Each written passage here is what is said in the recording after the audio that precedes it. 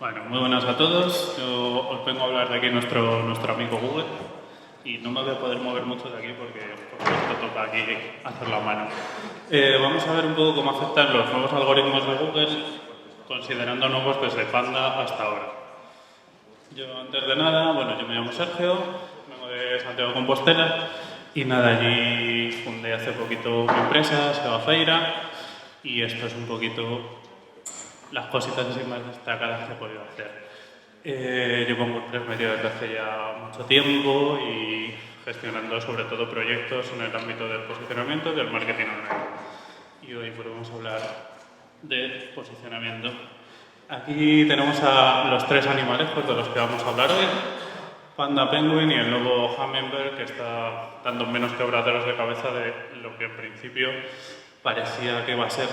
Y bueno, vamos a empezar con Panda porque aunque el lanzamiento en España fue en agosto de 2011, todavía sigo viendo muchas webs de muchos clientes que no están preparadas para Panda después de todo lo que ha llovido. Y me parece que es menester recordar un poco qué es, cómo funciona y cómo penaliza Panda. Lo primero es que Google Panda tiene un montón de actualizaciones, tiene 26 en total, pero sin embargo fue la primera, en España, la del 12 de agosto, la que fue realmente devastadora y hubo proyectos que perdieron un 70% de tráfico y todavía no lo han recuperado. A partir de ahí ha habido muchas actualizaciones, pero sobre todo han sido menores. No ha habido muchas ni siquiera que superaran el 2% de cambio en el share. Y la mayoría de las actualizaciones, como podéis ver, pues han sido destinadas a Estados Unidos, también porque en España dieron en el clavo muy pronto. Lo importante de Panda es que las penalizaciones normalmente te las pone en URLs seleccionadas y normalmente en contenido duplicado, pero si tú tienes mucha parte del contenido como duplicado, directamente te penaliza todo el site y de ahí es muy complicado salir. Entonces, a ver, estas son las tres cosas principales que penaliza Google Panda. Lo primero es el contenido duplicado y lo penaliza muy bien. O sea, en principio podéis pensar que tú en tu site no tienes contenido duplicado, pero eso en WordPress no es así. De hecho, cuando salió Google Panda, muchos de los memes que circulaban era que Mad Catz había dado un tiro en el pie a WordPress, porque todo el sistema de categorías y etiquetas lo que hacen es tener contenido duplicado en tu propio site. Y ese es el principal problema. Otra de las cosas que penaliza Panda es la no actualización. Desde hace mucho tiempo la web es dinámica. Es decir, los sites tienen que ser dinámicos, tienen que moverse. Y de ahí que si tú no actualizas tu site y sobre todo no lo actualizas en una base más o menos fija, al final Google te va a dejar de tener en cuenta. Y otra cosa que funcionaba muy bien antes eran los artículos de 150 o 200 palabras y desde Panda mínimo necesitamos 300 palabras. Mucha relevancia tienes que tener para que te posicione algo de menos de 300 palabras. Como podéis ver ahí, el contenido, como siempre, tiene que ser de calidad. Y calidad para Google y para el usuario es que además de un texto bien hecho, bien optimizado y bien maquetado, tiene que haber multimedia y tiene que estar optimizado para buscadores también. No solo para el usuario, si no, no hacemos nada. Ahora bien, tienes tu distribución de WordPress y ¿qué hago yo para que no me pille Panda? Pues lo primero es evitar el contenido duplicado.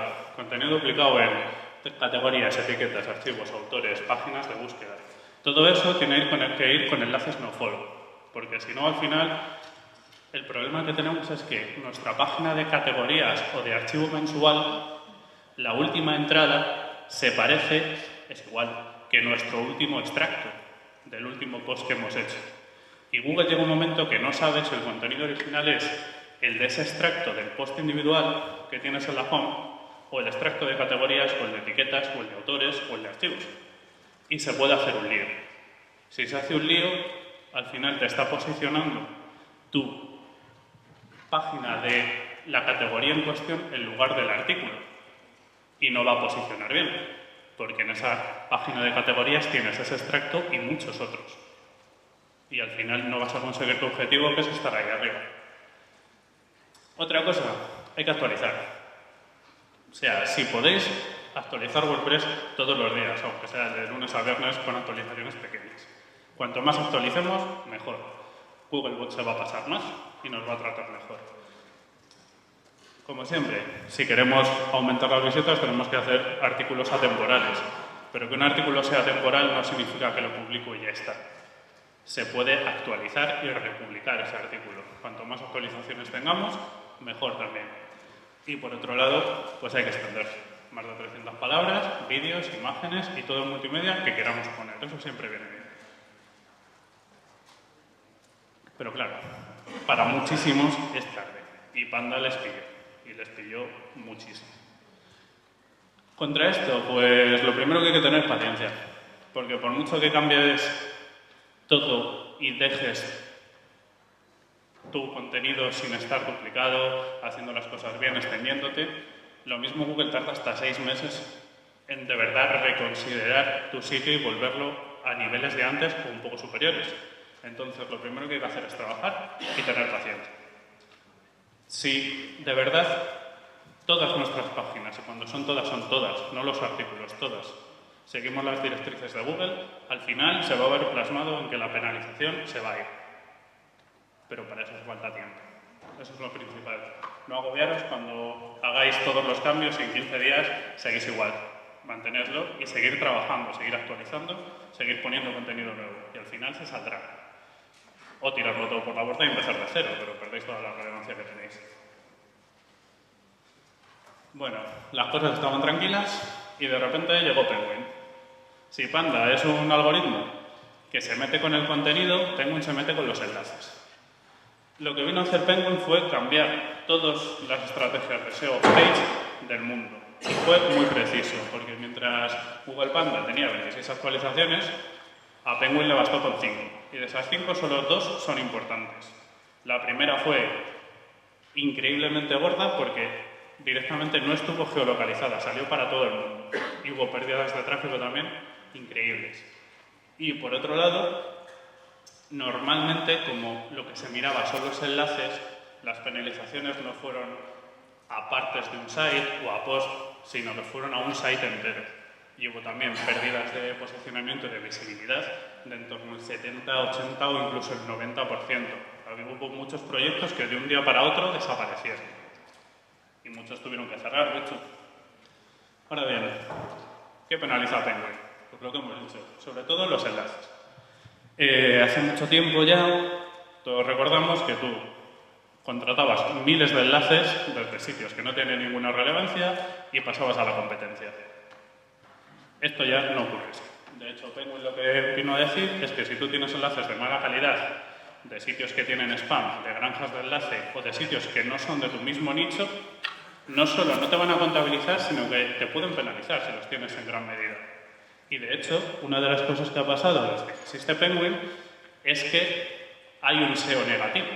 Es decir, si tú quieres hundir a la competencia, lo que tienes que hacer es comprarle muchos enlaces malos. No tienen control sobre ellos y al final Google les va a penalizar. Otra cosa también muy importante es que antes de Penguin, si querías posicionar para una palabra clave, bastaba con tener todos los enlaces que apuntaban hacia tu site o hacia esa landing page con ese texto de enlace. Pero Google, usando una lógica amplísima, pues dijo, no es natural que un usuario, un webmaster, te enlace siempre con las mismas palabras cuando lo normal es que todos enlacemos con el nombre de marca. Todos cuando hacemos un post y cogemos una fuente ponemos fuente, nombre del dominio. No ponemos fuente, taller de coches. Nunca. Y esa lógica, al aplicarla de un día para otro, hizo que todos los SEO que trabajaban con enlaces y que posicionaban bien gracias a tener enlaces con el mismo texto, se los quitó del medio y primó la naturalidad por una vez.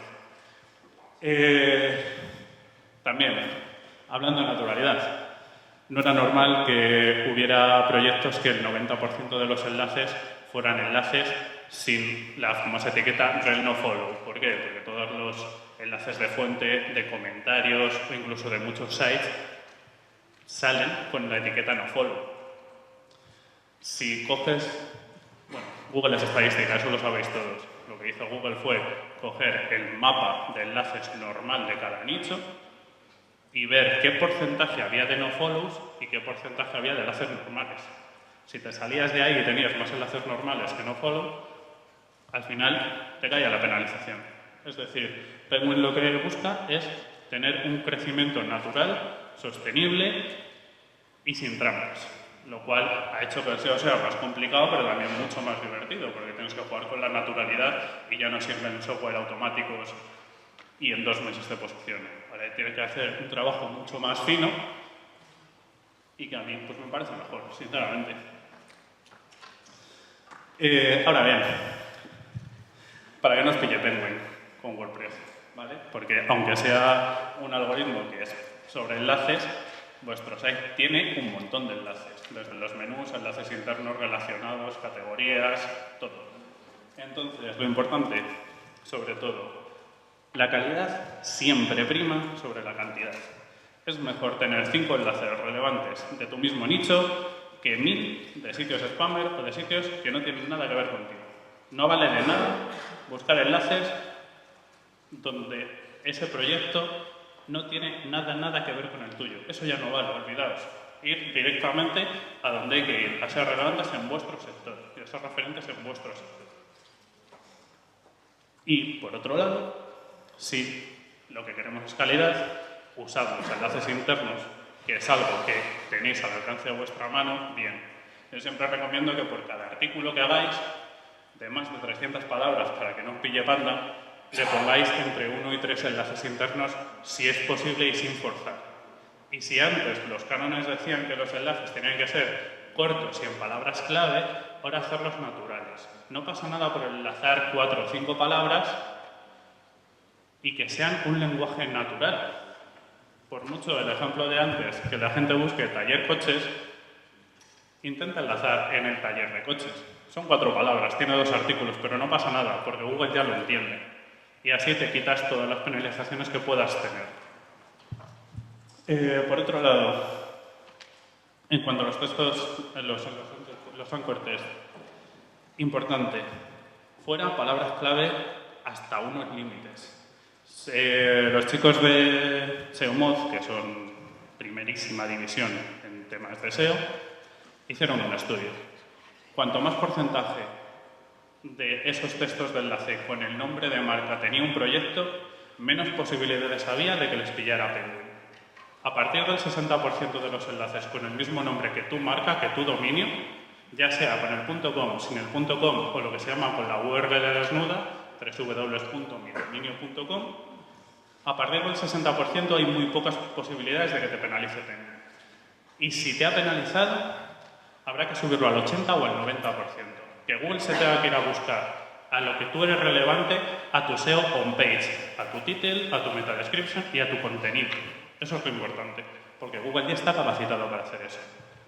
Y ya que nos metemos con el texto de enlace de calidad y demás, en lugar de centrarnos en palabras clave genéricas, vamos a utilizar el long tail. ¿Sabéis lo que es el long tail? Para que así nuestros textos de enlace sean los más variados posibles. En realidad vamos a tener textos de enlace que son parecidos o similares más bien, pero no iguales. Y así vamos a ganar esa relevancia sin tener que sufrir penalizaciones. Al final de cuentas, también como Panda, naturalidad. Hay que normalizar el mapa de enlaces, es decir, hay que luchar también por enlaces nofollow, hay que comentar en otros sitios. Y no solo comentar dejando la URL a tu página principal, sino a tus landing page que quieres posicionar. Eso también cuenta. Hay que tener una base de enlaces nofollow y sobre todo un crecimiento sostenible. Evidentemente, si tú sacas un contenido enlazable, un contenido compartible, vas a tener un pico de enlaces. Eso no pasa nada. Lo raro es que de repente, después de 2 años de proyecto, la cosa crezca sin parar 3 meses, luego baje y no haga más durante 6 meses. Eso no es un crecimiento sostenible por lo de antes, porque Google es estadística y sabe cuáles son los comportamientos del contenido viral y sabe cómo funciona. Entonces, cuidado con los software automáticos, sobre todo. Y bueno, si te pilla Penguin, que puede pasar, tenemos primero que desautorizar los enlaces. Eso es lo primero. Luego, link building natural, nada de cosas automáticas. y, una vez más, paciencia, porque tú una vez que desautorizas los enlaces pueden pasar meses sin que Google te haga caso. 4, 5 o 6 meses, sin ningún problema. Y bueno, llega Hummingbird, el colibrí famoso. El colibrí famoso, ¿sabes? Bueno, Google lo comunica cuando cumple 15 años, pero en realidad llevaba corriendo un mes antes. En principio, no es que sea un nuevo algoritmo, sino que es un nuevo buscador. Ellos dicen que afecta al 90% de las búsquedas. Pero luego no se ha notado que haya penalizaciones, y es muy raro. ¿Cuál es el truco? Que Hummingbird es la primera aproximación real a una búsqueda semántica. Es decir, en lugar de buscar con palabras clave, buscamos con preguntas. Y entonces, entre otras cosas, para estar preparados para Hummingbird, lo que tenemos que hacer es olvidaros de abusar de la palabra clave, olvidaros de cumplir porcentajes, ir más a por el long tail y a por la redacción natural, enfocada al SEO, pero natural. Y entonces, claro, el copy vuelve a ser divertido, porque ya no hace falta meter las mismas palabras párrafo tras párrafo. Se puede ser mucho más creativo. En España, en Estados Unidos, aquí Hummingbird ha conseguido que tú estés en una ciudad, le preguntes qué es eso y sepa que le estás preguntando por geolocalización y te diga que es un monumento, que es un estadio. Y si es un estadio, le preguntas quién está jugando y te salen los dos equipos y el resultado. Es increíble. En España todavía eso no ha pasado. De hecho, podéis comprobarlo que si hacéis una búsqueda preguntando, normalmente no acierta, pero llegará dentro de muy poco. Entonces es mejor estar preparados a que nos pille el toro. Y bueno, aparte de esto, como sabéis, estos tres grandes algoritmos, en este año ha habido, este año y el anterior, ha habido muchas más cosas. Entre ellos, a mí el que más me gusta es el AutoRank, o el AutoSeek también, que es la foto que sale en los resultados de Google. Eso hace que aumente el CTR de tal forma que si un tipo tiene su foto o la foto de su blog en los resultados de búsqueda de la posición 5, puede que le pinchen más que el que está en la posición 3, 2 o incluso 1. Porque esa foto, sobre todo de nuestra cara, de una persona, inspira confianza. Sabes que hay un humano detrás. Y por ahora, que no hay fatiga, como pasan con los anuncios de Google, vas a pinchar ahí, o al menos a leerlo. Entonces es importante que tengáis el AutoSeek. Es muy fácil. Hay plugins súper sencillos, se pone la URL de vuestro perfil de Google Plus y ponéis el enlace de vuestro perfil de Google Plus y se acabó. Esperáis un poquito y todo funciona.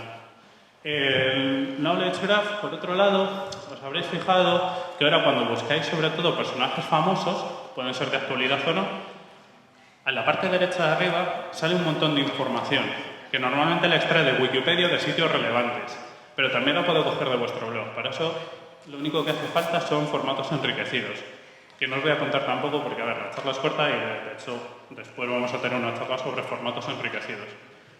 Pero sobre todo podéis aparecer ahí y la gente puede pinchar esos enlaces y llegar a vuestro blog. Es decir, no es que podáis competir con Wikipedia porque es algo muy gordo, pero os podéis acercar. Y por último, para que veáis que no todo es Google, también están las Twitter Cards, que también es un formato enriquecido, que, bueno, no sé si seguís a cuentas en Twitter tipo 20 minutos, El País, que además del tweet ponen un resumen, un pequeño extracto y una foto. Esas son las Twitter Cards, te permiten tener más visibilidad en Twitter. Para hacerlo, en WordPress igual, tienes simplemente un plugin y tienes que manejar el programa de Twitter, la API de Twitter, dar 2 clics y esperar a que Twitter te apruebe, que suelen ser entre 15 días y 3 semanas. Y directamente vais a tener más visibilidad en esa red social. No hace maravillas, pero te identifica entre un timeline como que tu tweet es más grande, tiene una foto, tiene un contenido y también vais a poder conseguir visibilidad. Esto lo voy a pasar un poquito rápido porque me estoy quedando sin tiempo y ya os digo que va a hablar sobre formatos enriquecidos, creo que es esta tarde la charla, pero vamos, simplemente deciros que los formatos enriquecidos y más en WordPress que hay un montón de plugins para ello, hay que usarlos ya, porque no es que vayan a llegar dentro de un tiempo, sino que ya están con nosotros. Y si tenéis alguna duda en esquema.org tenéis un foro de ayuda increíble. Bueno, concluyendo, pues WordPress bajo mi punto de vista, está preparado para los nuevos algoritmos, pero hace falta currar. Hace falta currar, no mucho, pero hace falta configurar tanto los plugins de SEO como nuestro copy, nuestros enlaces, para que tener unos resultados realmente buenos. Aquí tenéis todas las imágenes para luego el slide share y demás, que sepáis de dónde las hemos cogido. Y ya está. Ahora.